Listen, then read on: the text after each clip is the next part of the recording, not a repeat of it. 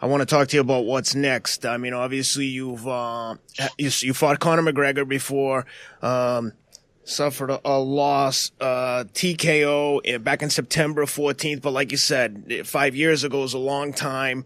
I'm sure you feel much different about yourself as a fighter. He's a different fighter, but it looks like the two potential options would be Conor or Khabib.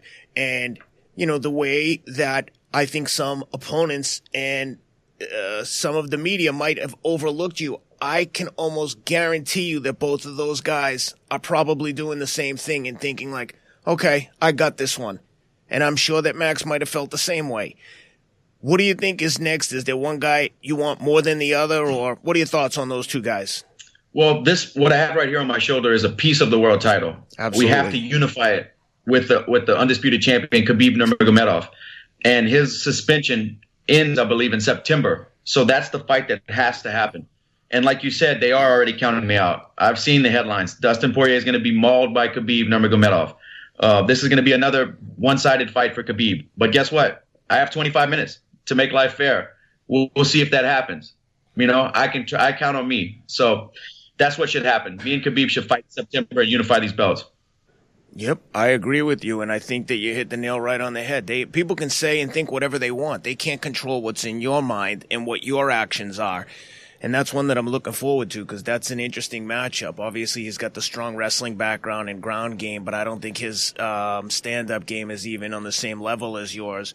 But you just never know until two men get in there and settle it. But that's one that I'm sure a lot of people are looking forward to and will be a big validation fight for you, to say the least. Yeah, I'm super excited about it, man. You know, to be the first guy to beat him and then to be the undisputed world champion, that's the goal. What did Dana say to you when he gave you the belt, and how's your relationship with him in general? He told me congratulations. He told me he was happy for me. I think all the guys, you know, the higher-ups in that organization know the amount of work that I put in to get where I'm at. And he told me I was next for Khabib. He said, you and Khabib are going to fight. So that's pretty much all that was said between us. And what is your preparation going to look like going into the Khabib fight? Meaning, you had mentioned earlier it's probably 60-40 a stand-up versus groundwork. How's that going to change going into Khabib? Well, we're definitely going to bring in some collegiate wrestlers. We're going to bring in some different looks into camp. And we'll bring some bigger guys in. And I'm obviously going to focus a lot on my wrestling, a lot of my takedown defense, and a lot of my judgment of distance and range and footwork. You know, I need to stay elusive, not let this guy get a hold of my legs. And we'll cross that bridge when we get to it. But I'm hoping to do a 10-week training camp for this next championship fight down in Florida. And I'm just waiting on the UFC to start negotiations and start to give me a timeline of exactly when the fight's going to happen. And then I'll start getting everybody together for the camp. Yeah, man.